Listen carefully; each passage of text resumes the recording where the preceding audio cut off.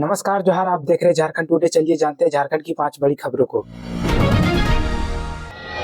झारखंड में तेजी से गिरा तापमान, 11 जिलों में घने कोहरे का अलर्ट। झारखंड के रांची समेत राज्य भर में कनकनी भरी ठंड का प्रकोप जारी है। सुबह के समय में कुहासे से सड़क, रेल, हवाई मार्ग प्रभावित हो रहा है। रांची में कुहासे और कम दृश्यता की वजह से गुरुवार को सुबह 4 विमानों को डायवर्ट करना पड़ा, जबकि रेल सेवा में भी इसका असर देखने को मिल रहा है। मौसम विभाग के अनुसार अगले 2 दिन तक ठंड और कुहासे का दौर जारी रहेगा। सुबह में कुहासा छाया रहेगा और कपकपाती सर्द हवा आम जनजीवन को सिहराएगी। आसमान में आंशिक बादल छाने पर 12 जनवरी के बाद ही कुछ राहत की उम्मीद है। मौसम विभाग के अनुसार राज्य में 11 जिलों में कुहासा अलर्ट जारी किया गया है। बिहार के सीमावर्ती जिलों में घना कुहासा छाया रहेगा। इसमें पलामू, गढ़वा, चतरा, हजारीबाग, कोडरमा, गिरिडीह, देवघर, दुमका, गोड्डा, साहिबगंज और पाकुड़ है। राज्य में गुरुवार को सर्दी काफी बढ़ गई है। रांची समेत राज्य के अधिकांश जिलों के न्यूनतम तापमान में 2 से 3 डिग्री तक की कमी आई है। लोहरदगा का तापमान 3.2 डिग्री सेल्सियस रहा, जबकि रांची का न्यूनतम तापमान पिछले 24 घंटों के दौरान 2 डिग्री नीचे गिरकर 7.1 डिग्री दर्ज किया गया। पूरे राज्य में सरायकेला, पूर्वी सिंहभूम को छोड़कर शेष जिलों का न्यूनतम तापमान 10 डिग्री से नीचे आ गया है। रांची के मेकलुस्कीगंज में पारा 1.5 डिग्री है और कांके में 4 डिग्री दर्ज किया गया। रांची एयरपोर्ट पर दृश्यता कम होने की वजह से गुरुवार को दिल्ली, पुणे, मुंबई और हैदराबाद से आने वाले विमान को कोलकाता और रायपुर डायवर्ट कर दिया गया है। इसमें सुबह 9 बजे इंडिगो का पुणे से रांची आ रहा विमान रायपुर डायवर्ट हो गया। इसी एयरलाइंस का दिल्ली से आ रहा विमान 9:15 में कोलकाता डायवर्ट हुआ, जबकि 9:50 में हैदराबाद से आ रहा विमान कोलकाता चला गया। यह सभी विमान 12 बजे के बाद रांची उतरे। दिन में 10:30 बजे के बाद रांची एयरपोर्ट में विमान सेवा सामान्य हुआ।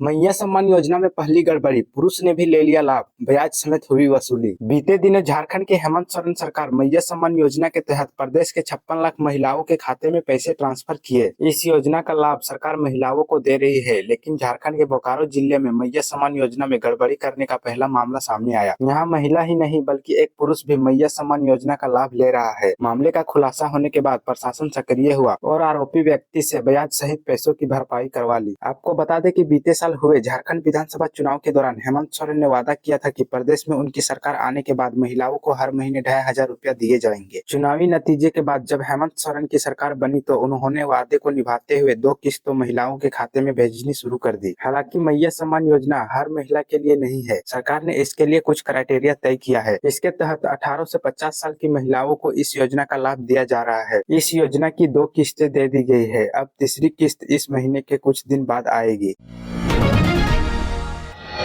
रांची में बनेगा स्पीड कॉरिडोर, प्रस्ताव तैयार, इन इलाकों को मिलेगा फायदा। राजधानी रांची में झारखंड हाई कोर्ट, विधानसभा और प्रस्तावित वर्ल्ड ट्रेड सेंटर पुलिस मुख्यालय को 4 लेन स्मार्ट रोड से जोड़ा जाएगा। अरगोड़ा चौक से कटहल मोड़ वाया आरकेडीएफ यूनिवर्सिटी से शुरू होकर नए विधानसभा को संपर्क प्रदान करते हुए जगन्नाथ मंदिर तक 4 लेन सड़क तैयार की जाएगी। इससे रांची के कई इलाकों को फायदा मिलेगा। यह स्मार्ट सड़क जगन्नाथ मंदिर, नया विधानसभा, झारखंड उच्च न्यायालय, अमेठी यूनिवर्सिटी, पुराना विधानसभा को लिंक करेगा, जो एक पेरिफेरल के रूप में राजधानी रांची का स्पीड कॉरिडोर भी होगा और इसका अंतिम पड़ाव भगवान जगन्नाथ मंदिर के पास होगा। पथ निर्माण विभाग के प्रधान सचिव सुनील कुमार के निर्देश पर राजधानी रांची में स्पीड कॉरिडोर का प्रस्ताव तैयार कर लिया गया है। बहुत जल्द इसका प्रस्ताव कैबिनेट की स्वीकृति के लिए रखा जाएगा। करीब 8.5 किलोमीटर 4 लेन की इस सड़क को बनाने में लगभग 314 करोड़ रुपए की लागत का अनुमान लगाया गया है। विवेकानंद से रिंग रोड तक सड़क 4 लेन की होगी। स्पीड कॉरिडोर कटहल मोड़ को संपर्क कर राजधानी रांची के आंतरिक और बाहरी इलाकों डीएवी आलोक और डीएवी हेलल की निर्माणाधीन योजना से जोड़ते हुए राष्ट्रीय राजमार्ग 23 पर पिस्का मोड़ को कनेक्ट करेगा। प्रस्तावित रांची रिंग रोड को भी इससे जोड़ा जाएगा। स्पीड कॉरिडोर का पेरिफेरल राजधानी रांची के अति विशिष्ट व्यक्तियों, मुख्यमंत्रियों, न्यायाधीशों, मंत्रियों और विधायकों के आवागमन को सुगम बनाएगा। इसके अलावा आम लोगों के आवागमन को भी प्रोटोकॉल के कारण समस्या कम हो सकेगी।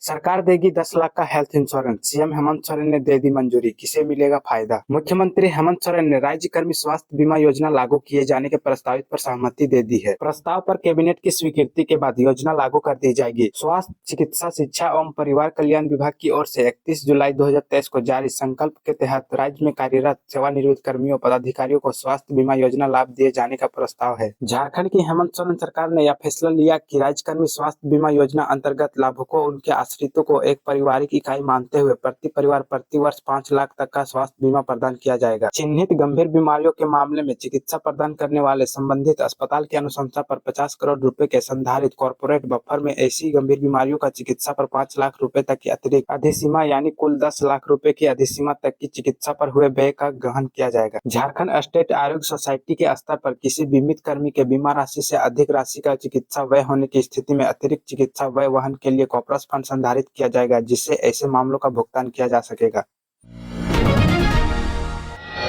झारखंड में जमकर गरजा बुलडोजर, प्रशासन ने गिरवाया करोड़ों का अपार्टमेंट। गुरुवार को झारखंड में जमकर बुलडोजर गरजा। जमशेदपुर के मरीन ड्राइव स्थित करोड़ों की लागत से निर्माणाधीन प्रियाबाला हेरिटेज अपार्टमेंट को ढहाने का काम गुरुवार को शुरू हुआ। 4 जेसीबी की मदद से इसे तोड़ा जा रहा है। पहले दिन इसके आगे के हिस्से को ढहा दिया गया, कल पूरे हिस्से को ध्वस्त किए जाने की संभावना है। इसके बेसमेंट और प्रथम तल की ढलाई हो चुकी है, जबकि दूसरे तल की सेंटरिंग की गई थी। कदमा के उलियान में श्रीनाथ रेसिडेंसी कॉलोनी के पीछे यह अपार्टमेंट अनाबाद झारखंड सरकार की जमीन पर बन रहा था। इसका खाता नंबर 1217, प्लॉट नंबर 55/2797 और रकबा 25 डिसमिल है। इसे तोड़ने के मौके पर जमशेदपुर के अंचलाधिकारी मनोज कुमार, कार्यपालक दंडाधिकारी सुदीप राज, सीआई अमीन हल्का, कर्मचारी और क्यूआरटी के जवान मौजूद थे। इस दौरान अंचलाधिकारी मनोज कुमार ने बताया कि बिल्डर कुणाल सिंह के द्वारा अगस्त 2024 में सरकारी जमीन पर अवैध रूप से निर्माण करवाया जा रहा था। इसकी सूचना पाकर उन्होंने निर्माण कार्य बंद करवा दिया था। साथ ही कुणाल सिंह के विरुद्ध JPLI केस संख्या 06-24/25 भी दायर किया था। केस होने के बाद कुणाल सिंह मामले को लेकर हाईकोर्ट चला गया था।